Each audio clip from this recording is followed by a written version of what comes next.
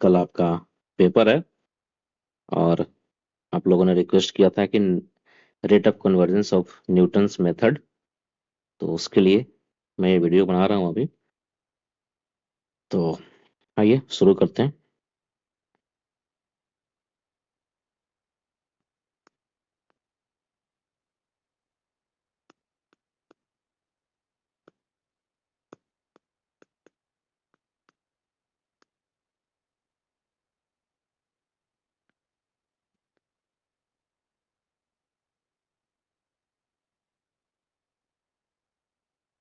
ये एक्चुअली है क्या?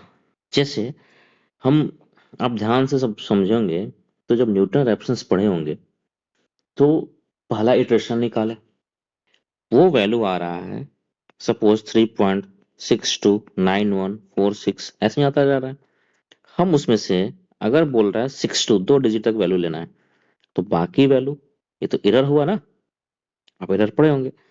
तो ये जो एरर बच जा रहा है, ये एरर पहले इटरेशन में कितना हुआ, दूसरा इटरेशन करेंगे तो इस एरर की वजह से दूसरे इटरेशन में भी एरर आएगा, ठीक, तीसरा में एरर आएगा, चौथा किए तो पहला दूसरा इटरेशन की वजह से जो नेक्स्ट इटरेशन में वैल्यू आ रहा है वो भी में कुछ ना कुछ एरर आएगा। तो ऐसे ही जो एरर बार बार आता रह रहा है तो वही एरर निकालने का तरीका जो है, वो एरर कैसे निकलेगा, उसी को बोलते हैं rate of conversion of Newton's method में। न्यूटन्स मेथड में आप bisection method, regular falsies method पर, आपके सिलेबस में न्यूटन मेथड ही है तो हम उस पर फोकस करते हैं। तो आइए समझते हैं। ठीक, let f of x is equal to 0 एक फंक्शन है या इक्वेशन है, इज गिवन इक्वेशन, और इस इक्वेशन का कोई ना कोई रूट आता है और x बराबर क्या आया, मैंने मान लिया कि ये n x is equal to alpha जो है ये क्या है, इसका एक रूट है, be the exact root of given equation.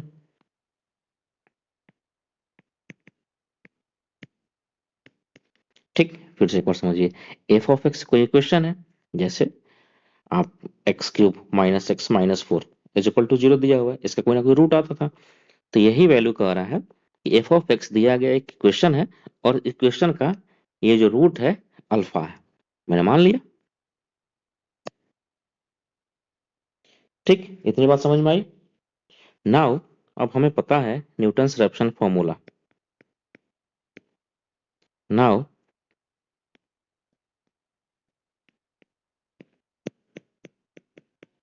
Newton Raphson's formula, Newton Raphson iteration formula, x n minus f of x n upon f dash of x n. ठीक, ये फॉर्मूला पता होगा। ठीक, इसको मैंने मान लिया इक्वेशन वन। अब जब इसको मैंने सॉल्व किया तो पता चला कि इसमें कुछ ना कुछ एरर तो है, जो भी रूट आया है कहीं ना कहीं एरर होगा, क्योंकि पहले इटरेशन से ही मैंने अभी समझाया है 6.92987 कुछ आ रहा है, हमने 6.29 ले लिया तो बाकी का बचा वैल्यू छोड़ दिया, यानी वो एरर ही आ रहा है ना। तो इससे ये पता चल रहा है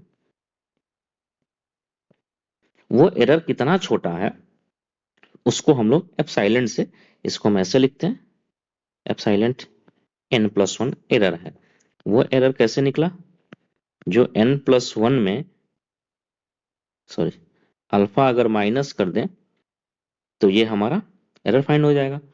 अगर हमें, तो इस इक्वेशन की वजह से हमें क्या निकल गया, x n+1 is equal to epsilon n+1 plus alpha.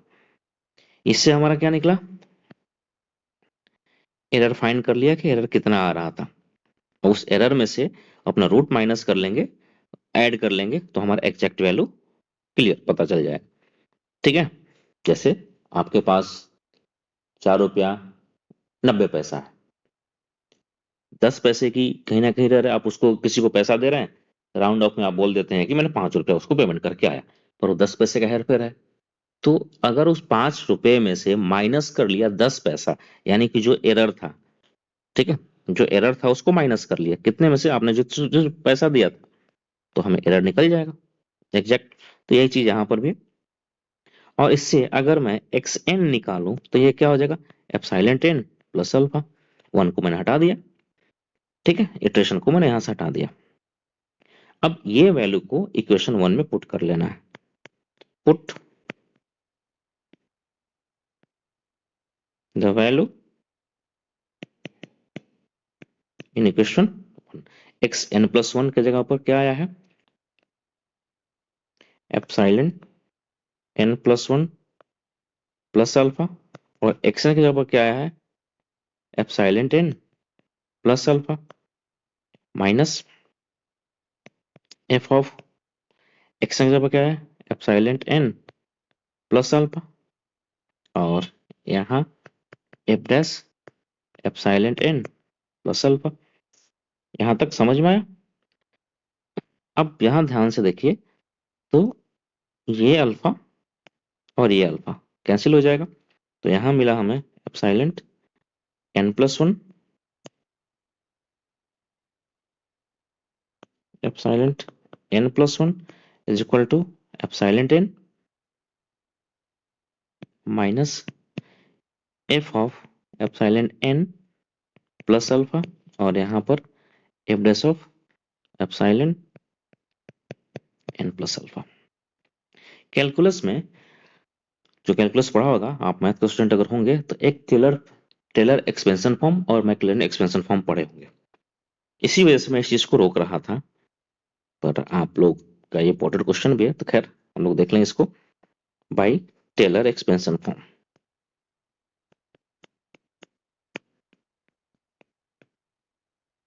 Expansion या Taylor method,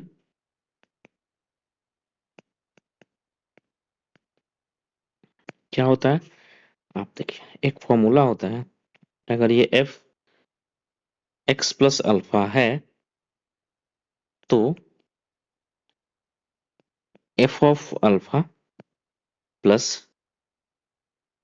x into F dash alpha plus x square upon 2 factorial f double dash alpha, ऐसे ही आगे dot dot dot dot F Q upon 3 factorial F triple dash alpha. Sorry, मैं x लिखा, यहाँ alpha होगा, ठीक है। इस तरीके से ये वैल्यू चलता रहेगा। अब इसी को हम लोग आगे, ये टेलर फॉर्म है, इस चीज को ध्यान रखिएगा आप लोग। टेलर एक्सपेंशन फॉर्म इस मेथड का इस्तेमाल से हम आगे बढ़ेंगे। तो यहां हो जाएगा epsilon n plus one is equal to epsilon n minus, अब इसको मैं इस फॉर्मूले से एक्सपेंस करूं तो क्या हो जाएगा, f of alpha plus epsilon n f dash alpha, f dash का मतलब derivative, first derivative, double dash मतलब दो बार डेरिवेटिव किया गया, प्लस एप्सिलॉन एन का square upon 2 factorial f double dash alpha plus dot dot dot divided by, अब इसका भी करेंगे, तो पहले से ही डिफरेंशिएशन है सिंगल, तो क्या हो जाएगा, f dash alpha plus epsilon n f double dash, क्योंकि पहले से एक डैश लगा हुआ है, अल्फा, चाहते हैं ये बार बार अल्फा की जगह पर एक्स लिखा जा रहा है, ठीक, प्लस एप्सिलॉन एन का square upon 2 factorial F triple dash alpha, ये होगा, ठीक। अब चूंकि एरर इतना छोटा है, उसका स्क्वायर भी करूं तो और छोटा वैल्यू आएगा, छोटी वैल्यू का स्क्वायर करें तो और छोटी वैल्यू आता है। आप एग्जांपल में यहाँ दिखाएं, कैलकुलेटर पर मैं दिखा रहा हूँ आपको, आप यहाँ से देखिए। अगर ये कोई छोटी वैल्यू है, मान लेते हैं हम 0.20 है, इसका स्क्वायर करो यानी 0.20 से क्या है 0.004 और छोटी वैल्यू आ रही है, तो हम पावर से ज्यादा जो वैल्यू है, 2 से ज्यादा पावर की वैल्यू है, उसको हम छोड़ दें। ठीक है, तो हम लिख सकते हैं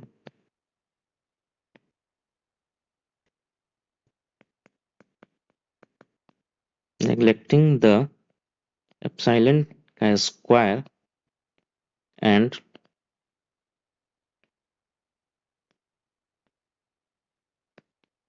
हायर पावर एप्सिलॉन, इसके ऊपर का और इसके यहां तक के वैल्यू को छोड़ दें। ठीक है, alpha is a exact root of f of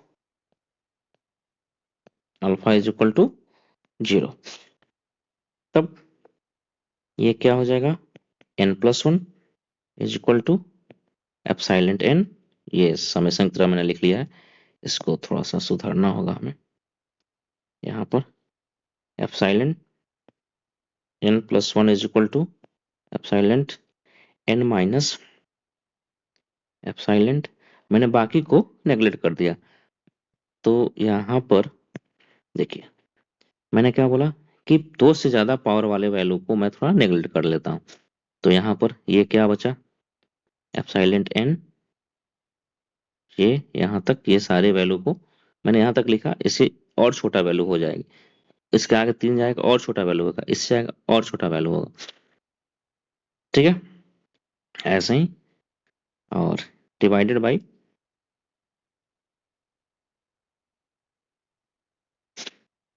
F dash alpha divided by f dash alpha plus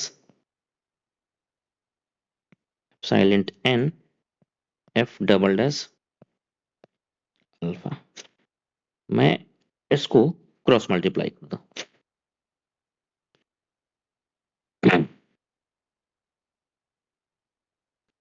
इसमें, तो यहाँ पर आपको सोच रहे होंगे कि ये मैंने छोड़ कैसे दिया। ठीक है, एक्सपेंशन फॉर्म, ये अल्फा, तो आपने देखा neglecting the epsilon square and higher power of epsilon, इसको मैंने नेग्लेक्ट कर दिया। क्यों? क्योंकि अभी आपने देखा 0.02 को और 2 से 3 बार 4 बार मल्टीप्लाई करते जाएं तो और छोटी वैल्यू आती रहेगी। एंड एक चीज और इसके अंदर है, and alpha is the exact root of f of alpha 0। अगर मैं यहाँ पर एफ ऑफ एक्स में यहाँ अल्फा रखूंगा तो ये तो 0 के बराबर आएगा, क्योंकि इसका एग्जैक्ट रूट है, जो वैल्यू आता है वो रखने पर उस इक्वेशन को सेटिस्फाई करता है। तो अल्फा इस इक्वेशन में मैं रखूंगा तो इसको सेटिस्फाई करेगा, यानी 0 के बराबर होगा। इसीलिए यहाँ पर ये टर्म को मैंने क्या मान लिया, 0, इसीलिए केवल यहाँ पर मैंने इस चीज को रखा है। समझ में आया होगा। अब आगे हम इसको सॉल्व कर लें। तो अगर मैं एलसीएम लूंगा, एलसीएम क्या होगा, ये नीचे जो रखा हुआ है वो हो जाएगा f dash alpha plus epsilon n f double dash alpha. ठीक, एलसीएम यहाँ मल्टीप्लाई होगा तो ये क्या हो जाएगा, ये जा करके यहाँ पर इसमें ये सारी वैल्यू मल्टीप्लाई होगा, तो क्या हो जाएगा यहाँ epsilon n f dash alpha plus epsilon n का square f double dash alpha minus, अब ये वैल्यू माइनस क्या हो जाएगा, epsilon n f dash alpha. आप देख रहे होंगे ये और ये कैंसिल आउट हो जाएगा। अरे ये और ये वैल्यू कैंसिल आउट हो जाएगा। ठीक, तब क्या बचेगा, इक्वल टू एप्सिलॉन एन का square f double dash alpha divided by, यहाँ पर ध्यान से देखेंगे, यहाँ सिंगल डैश और यहाँ डबल डैश, तो मैं कॉमन अगर ले लूँ क्या, एफ डैश अल्फा। मैं आपको फिर से समझा दूं इस चीज को ताकि दिक्कत ना हो। देखिए मैंने क्या किया है, यहाँ पर कॉमन ले लिया है, कॉमन थोड़ा सा मैंने गलत ले लिया है, इसको सही करना होगा। ये डिफरेंशिएशन है तो हम थोड़ा सा कॉमन यहाँ पर कॉमन जब लेंगे तो हो जाएगा epsilon n f double dash alpha divided by f dash alpha power one. ये डिफरेंशिएशन है तो जब एक डिफरेंशिएशन बाहर निकालेंगे तो यहाँ से भी डिफरेंशिएशन बाहर निकलेगा, तो ये दोनों जब मल्टीप्लाई होगा तो आपस में ये वैल्यू कट कर जाएगा। ठीक है, आप ऐसे समझिए ना, अगर x प्लस वाई लिखा हुआ है, अगर मैं x कॉमन ले लूँ तो यहाँ बचेगा x और y अपॉन x बचेगा। ये मल्टीप्लाई यहाँ भी होगा, यहाँ भी मल्टीप्लाई, ये कट करके x प्लस वाई आ जाएगा। तो वही चीज यहाँ पर मैंने किया हुआ है। ठीक है, तो यहाँ क्या मिलेगा हमें, epsilon n square f double dash alpha as it is और एफ डैश अल्फा। और जब इसको मैं ऊपर लेकर के जाऊंगा तो यहाँ पर बचेगा one plus epsilon n f double dash alpha upon f dash alpha और माइनस वन। ठीक है, अब इसको हमें बाइनोमियल थ्योरम पढ़े होंगे आप, इस पे तोड़ना होगा इस फॉर्मूले को। बाइनोमियल थ्योरम पर जब तोड़ेंगे तो इसको बाइनोमियल एक्सपेंशन भी बोलते हैं।